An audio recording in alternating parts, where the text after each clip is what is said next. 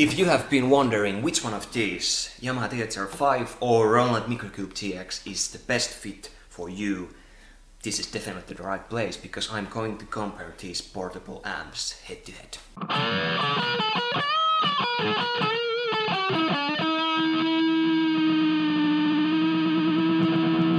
First, we will look a little bit about the looks and overall quality when you are touching these two. Not an important feature in my opinion, but for some it is, and it does make some difference, definitely. First, let's look at this Yamaha THR. Definitely, I think that this is the nicer looking amp of these two. It kind of blends in no matter where you put it. When I imagine this amp in my head, maybe small apartment, working table, laptop, and Stratocaster or Telecaster, and this good looking amp sitting on the table. And the overall feel, I think that this is what you would expect for this price point. This usually goes a little bit under 200 bucks, maybe 199. And the one cool feature that definitely doesn't improve your tone or do much, but it looks good. In that style look, it's, if you are playing on the little bit dark room, this definitely looks really nice. And the Roland Micro Cube GX, it feels like it's high quality. Definitely for the price it goes around 150 bucks. And doesn't blend in the environment so well than this Yamaha THR5. Of course it depends from your environment. But the overall build, it's pretty good. What you would expect for this price range, or maybe even a little bit better. Maybe I would expect something like this in the amp that would be 50 bucks more expensive. Here you can see some of the main features of these two amps compared, and also the prices compared. Especially the Micro Cube GX price varies a lot when you compare the different retailers, but prices start generally from the $159. And the output, Micro Cube is rated as 3 watts, and of course the output always has some impact on loudness, but it is not the same thing as a loudness. I have an article on my website which explains this topic. If you want to check that out, link is on the description. But again here, I think that the Roland Micro Cube has more loudness to offer, even though it has less output power, because loudness depends from so many things, speakers and stuff like that, and how economic the speakers design and the amps design is. And you can see that for Micro Cube, Roland said that the battery should last for over 20 hours, at least 20 hours, and that's a lot. But I'm going to test that and put the test results on the comments later, so you can check those out from there. And if I had to decide which one I would pick if I would go the Perform or Busking, the Micro Cube would definitely be my choice. Here's what you get with these amps out of the box. With Yamaha, you get this Cube Case AI now little paper. It says on the paper that you need the DVD, but you can also download Cube Case AI for free. And this app gives you tools to record, edit and mix your recordings. Then important notices paper. Then you get an aux cable if you want to jam with your favorite tracks, but this aux cable is pretty short. And then the AC adapter, this is a nice plus. You don't have to drain your batteries if you have this lying around. And this adapter is slightly longer than the one that comes with Roland Micro Cube. And then the owner's manual, and I think that both of these amps have really nice manuals. These explain the different features and what the different knobs do very well, and by reading this manual, going through it, you can definitely get the best out of your amp. Then the Roland Micro Cube, readme first, paper, and then aux cable. It's a lot longer than the one that comes with Yamaha THR5. It's a nice plus. And then the AC adapter. As I mentioned, it's shorter than with Yamaha THR5. Difference is about 70 centimeters. And this microcube also has this nice owner's manual that will definitely help you out.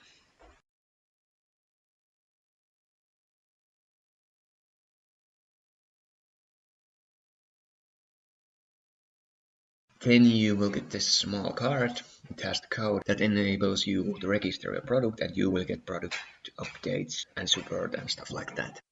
And because these amps are portable, I measured the weight of these two. Yamaha THR5 weighs 2.23 kilograms, and that's about 4.91 pounds.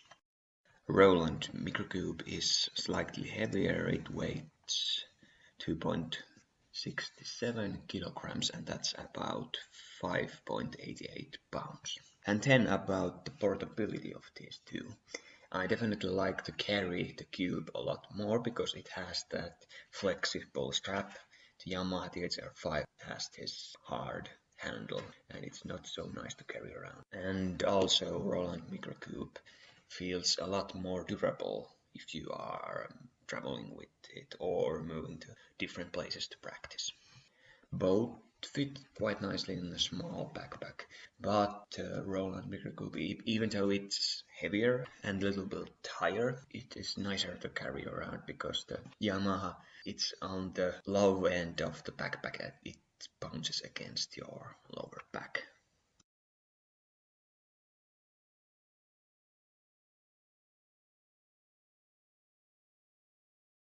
And then on the backside are the batteries, and Yamaha THR5 battery backplate is kind of tight. I noticed that, but it's not a huge minus. And Roland has 6 AA batteries and Yamaha has 8. And Roland promises that you get about 20 hours of playing 6 alkaline batteries. That's a lot.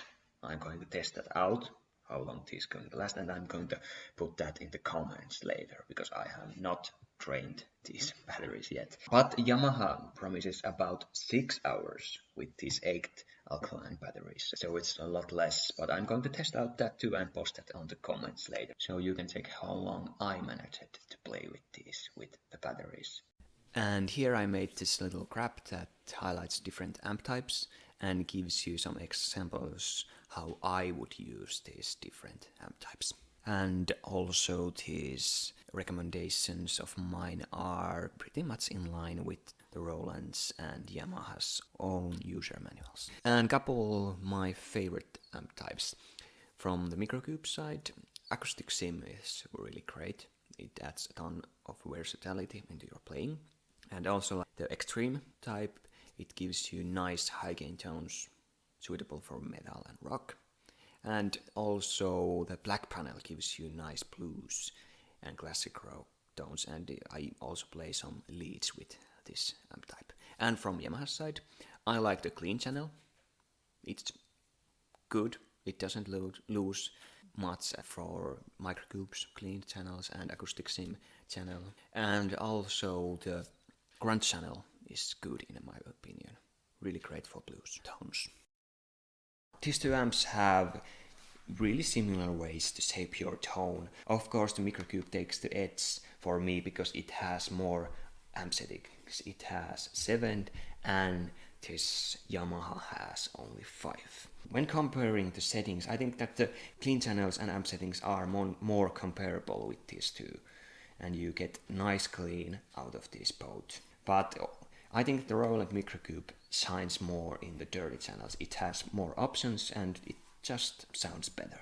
Both of these have gain, volume and master knobs. With gain, you can adjust your signal strength at the start of the signal chain before the preamp section.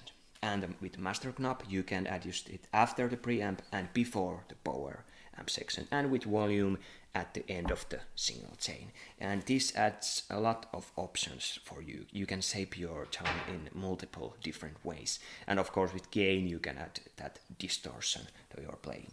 Both have tone knobs. With tone knob you can add your signal more resistance by turning it down, or with increasing the tone knob your signal has less resistance and your tone will be more clearer, has more clarity, and attack. And when the tone knob is all the way down, your tone is more flatter and mellow. And with effects and delay and reverb, really similar. Yamaha THR5 has the Hall reverb, and for me it's one of my favorite reverb. I rarely use spring reverb. Hall gives a nice ambience and atmosphere, especially to your cleans. And otherwise, the effects are really similar, but I like the basic reverb of Roland Micro Cube GX a lot more. And with Yamaha THR5 you have the option to set your delays time, and this is a nice plus. And both have aux inputs. With both of these the input is at the top of the amp, but with Yamaha THR5 the Bones output is at the top of the amp, and with Roland it's at the back of the amp. It's a little bit easier with Yamaha THR5, but doesn't really matter for me. One feature that Yamaha THR5 doesn't have is this octave effect. This adds a 1 octave lower sound to your playing, and it makes your sound a lot more fatter. Both of these have really actionable tuners, and both of these are accurate in my opinion, but I slightly like the analog tuner of Micro Cube more than the digital one in the Yamaha THR5. I'm a little bit old-fashioned, I guess. And now it's time to compare how these two amps sound like. I'm not going to go through all of the settings of these amps. I have separate no talk zone demos for that. You can check those out if you want. But I'm going to play clean sections, crunk sections, and then some distorted sections. And I'm trying to dial in the closest possible settings so you can make a good comparison out of these clips. Let's check these playing samples out.